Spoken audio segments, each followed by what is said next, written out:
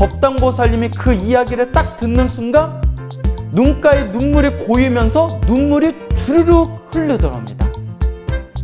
그 법당보살님이 눈물을 흘리면서 그럼 받겠습니다. 별집에서는 머리를 깎고 출가를 할 때 한 분의 스님을 스승으로 지정해서 삭발 출가를 하게 됩니다. 그래서 한 분의 지정된 스승님을 은사 스님이라고 부르게 됩니다. 그래서 은사 스님을 속가에서는 아버지라고 부르듯이 출가의 아버지가 되시는 분이 바로 은사 스님이 되는 거죠. 은사 스님의 은사 스님, 그러니까 할아버지 스님이라고 하죠. 은사 스님의 은사 스님을 노스님이라고 부르게 됩니다. 저의 노스님은 계룡시의 원호사라는 절에서 거처하고 계십니다. 제가 얼마 전에 노스님이 거처하고 계시는 원호사에 갔다 왔는데 그때 굉장히 감동적인 이야기를 듣게 되었습니다. 그래서 오늘 여러분들께 들려드릴까 합니다. 어느 보살님이 계셨습니다. 이 보살님은 남편이 있었는데요. 남편분이 포크레인 기사였다고 합니다. 근데 성격이 굉장히 내성적이고 굉장히 낯을 가리고 굉장히 소심한 성격이라고 합니다. 그래서 사람들하고도 말을 잘 섞지 않고 굉장히 내향적이고 소심한 성격인데 희한하게도 술만 마시면 그렇게 성격이 변해버린다고 합니다. 평소에는 말도 없고 조용한 사람인데 술만 마셨다 하면 그렇게 집안 살림을 부시고 그렇게 부인을 때리는 겁니다. 여자 때리면 돼요, 안 돼요? 안 되지 않습니까? 하물며 평생 같이 산 자기 부인을 어딜 때릴 때가 있습니까? 근데 평상시에는 그러지 않는데 술만 마셨다면 그렇게 손찌검을 하는 폭력 남편으로 변해버리고 만다고 합니다. 그래서 이 보살님이 남편한테 맞다가 어디 다른 집에 숨어 있으면 온 동네 집을 헤집고 다니면서 부인을 찾으러 다닐 정도로 남의 집에서 우리 마누라 내놓으라고 행패를 부릴 정도로 그런 폭력적인 남편을 가지고 있는 보살님이 계셨습니다.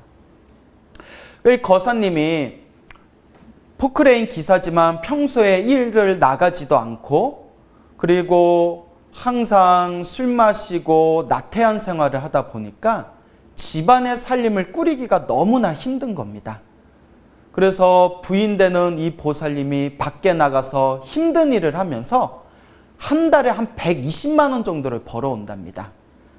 힘든 일을 하면서 한 달에 120만 원 정도 벌어오면 그 120만 원 갖고 살림을 살고 식구들끼리 먹고 살면서 지내는 게 전 재산이었던 것이죠.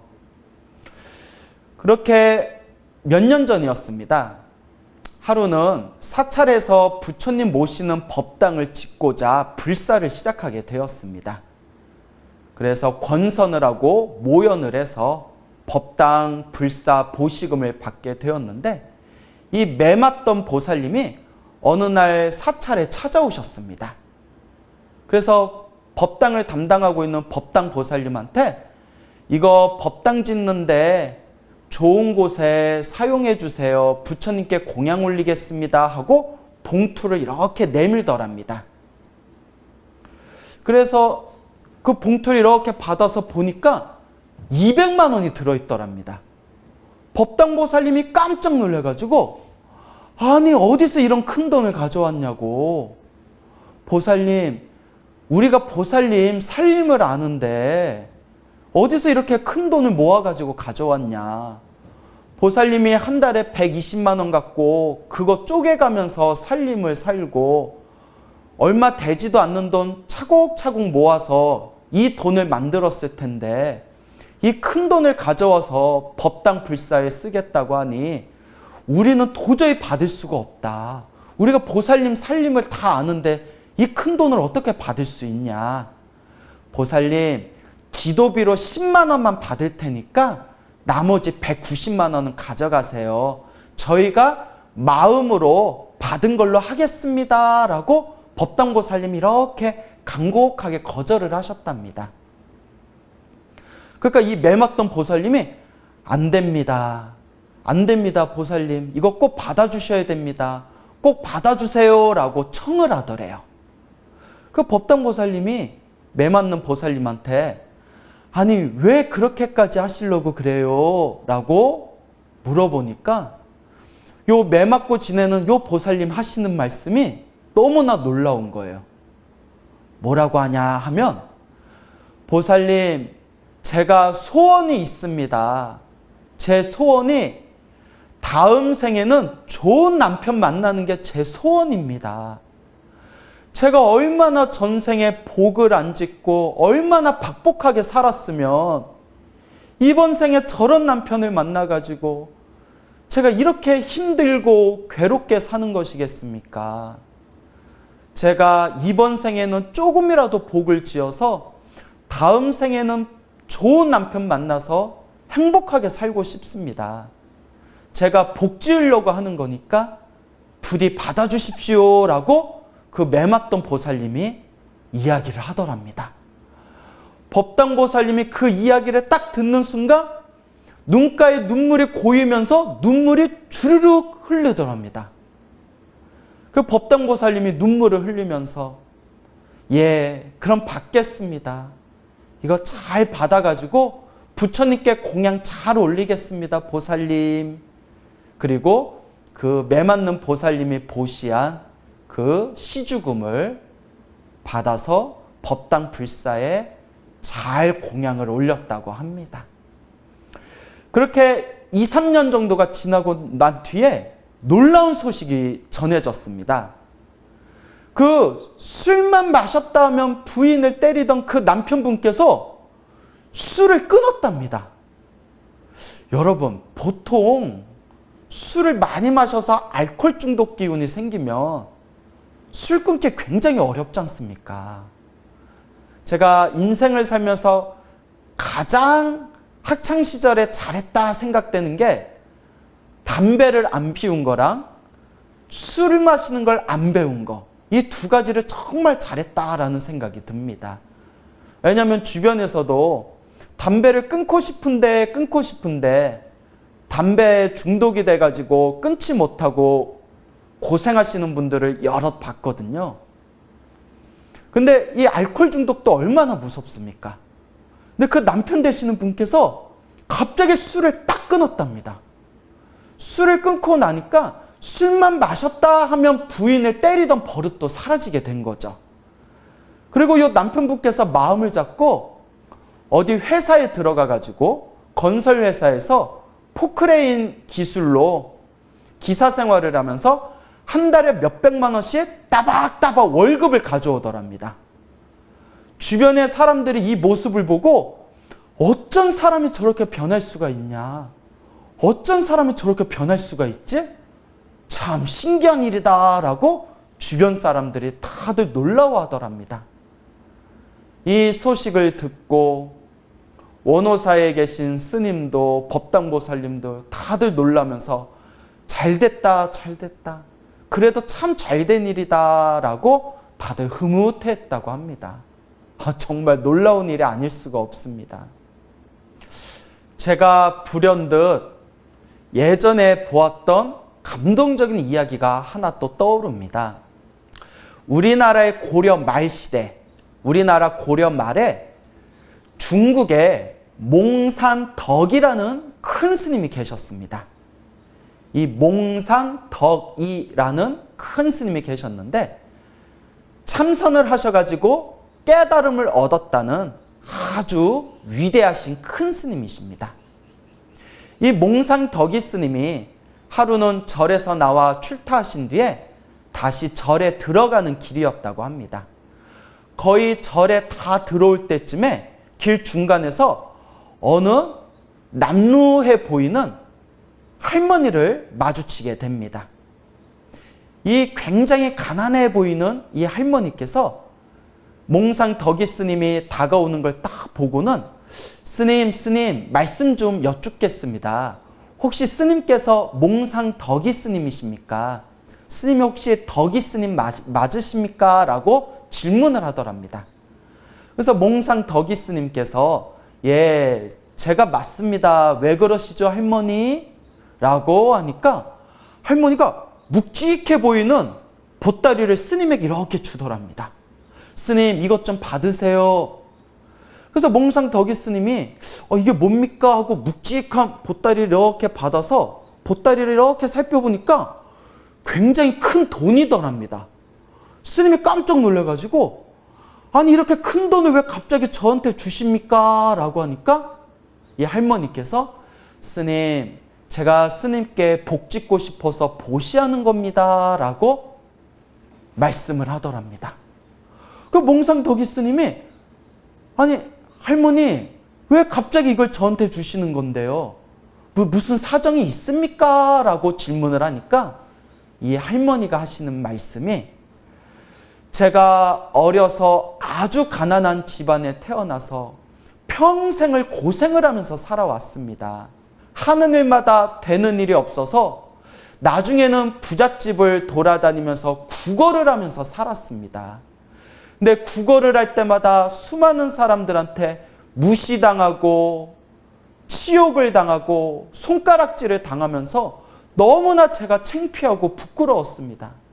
제가 너무나 마음에 한이 맺혀서 내가 이렇게 창피하게 이렇게 모욕을 당하고 이렇게 수치스럽게 사느니 그냥 내가 확 죽어버린 게 낫겠구나. 그냥 내가 자살하는 게 낫겠구나 라는 생각까지 들었습니다. 그러다가 어느 날 어느 스님을 만나 뵙게 되었습니다.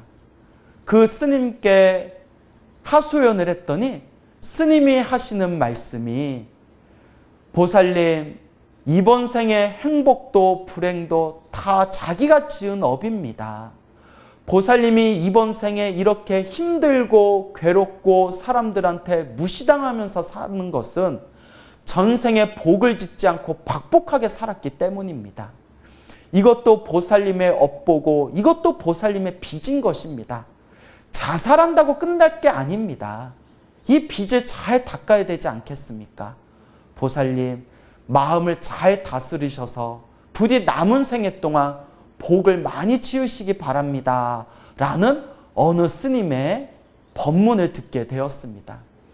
그때 마음에 와닿은 게 있어서 제가 10년 동안 먹고 싶은 거 먹지 않고 입고 싶은 거 입지 않으면서 차곡차곡 돈을 마련해서 제가 이렇게 은전을 준비했습니다. 이걸 스님께 제가 보시를 올리니 스님 부디 제가 복을 지을 수 있도록 이 은전을 받아주십시오 라고 간곡하게 청을 하는 겁니다.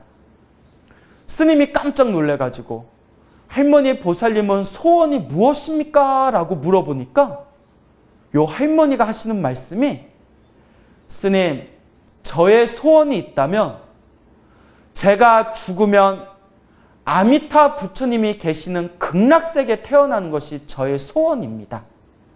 아미타 부처님이 계시는 극락세계에 태어나서 아미타 부처님을 친견하고 아미타 부처님께 미래 세상에 성불하게 될 것이다 라고 수기를 받는 것입니다.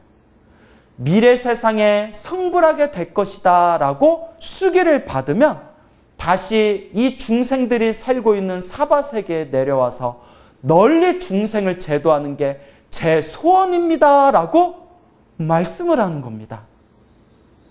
스님도 감동하고 하늘도 감동하고 땅도 감동을 하고 그때 할머니가 합장을 하면서 호련히 등을 돌려 가던 길로 떠나더랍니다. 이 몽상 덕이 스님이 절에 오자마자 법당을 지탱하는 대들보를 사가지고 그 대들보에다가 그 할머니의 공덕을 짧게 기록을 해놓습니다. 그리고 수많은 스님들과 불자들을 모아서 그와 같은 할머니의 이야기를 널리 밝히면서 몽상 덕이 스님께서 스님들과 불자들에게 이렇게 말씀하셨다고 합니다. 스님들이여, 신도들의 이렇게 소중하고 무거운 시주의 은혜로 이렇게 편하게 수행하고 있는데 어찌 우리가 방일하고 나태하고 헛되게 시간을 보낼 수 있겠단 말인가. 이렇게 소중한 시주의 은혜로 우리가 먹고 살면서 편하게 수행을 하는데 어떻게 우리가 게으르게 살 수 있단 말인가. 마땅히 시주의 은혜를 고맙게 여기고 우리가 반드시 깨달음을 얻도록 노력하고 수행 정진해야 되지 않겠는가. 이 이야기를 듣고 그 자리에 있는 스님들과 수많은 불자들이 눈물을 흘리지 않는 사람이 없더라. 모두가 다 함께 눈물을 흘리면서 합장하고 감동을 했다고 합니다. 여러분, 제 이야기를 듣고 절대 오해하시면 안 됩니다. 여러분들이 행복하게 살고 싶으면 절에다가 돈을 갖다 내라, 절에다가 돈을 보시해라, 절대 그런 이야기가 아닙니다. 제가 정말 여러분들한테 전하고 싶은 메시지는 바로 인과법입니다. 우리가 이렇게 살아가면서 행복과 불행이라는 것이 다 내가 지은 업이었다면 우리가 앞으로도 행복하게 살아가고 내가 앞으로 받게 될 불행을 조금이라도 녹이고자 한다면 우리에게 남긴 숙제는 바로 복 짓고 선업 짓고 공덕을 쌓으면서 수행정진하는 겁니다. 만약 제 이야기를 듣고 절에다 돈 많이 갖다 주면 행복하고 편안하게 사는구나, 뭐 그런 뜻인가 보다 라고 오해하신다면 그것은 절대 저의 오늘의 이야기를 아주 잘못 받아들이고 있는 겁니다. 제가 여러분들한테 드리고 싶은 얘기는 돈을 많이 갖다 내라, 돈 많이 갖다 내면 그만큼 잘 먹고 잘 살 것이다 라는 아주 낮은 차원의 이야기가 아니라 이와 같이 내게 주어진 내 업의 운명을 있는 그대로 꿰뚫어보고 바라보고 이해하면서 더 나은 삶의 행복을 위해서 복을 짓고 선업을 짓고 공덕을 쌓자는 이야기입니다. 이 오늘 두 이야기의 할머니들, 이 보살님들처럼 내 삶이 이렇게 힘들고 괴로운 것은 다 나의 책임이구나. 그러니 내가 복을 짓고 선업을 짓고 공덕을 쌓아야 되겠구나. 이러한 마음을 일으킬 수 있다는 것. 이게 바로 성근이 아니겠습니까? 우리 주변에는 자칭 똑똑하다는 수많은 사람들이 있습니다. 스스로 똑똑하다고 여기지만 부처님의 이러한 인과법과 인연법에 대한 이야기를 들으면 다들 코웃음을 치기 바쁩니다. 저는 이것을 헛똑똑이라고 부르고 싶습니다. 부처님께서는 분명히 말씀하십니다. 이 거대한 세상의 행복과 불행은 본인의 몫이다라고. 그리고 부처님께서는 수많은 경전에서 끊임없이 말씀하셨습니다. 우리가 행복하게 살고 싶다면 행복해질 수 있는 원인을 지어야 된다고. 그 행복해질 수 있는 원인이 바로 복을 짓고 선업을 짓고 공덕을 쌓는 것입니다. 그래서 항상 소나무 불자분들에게 제가 항상 강조하지 않습니까? 세 가지. 기도해라, 복을 지어라, 항상 마음을 닦아라.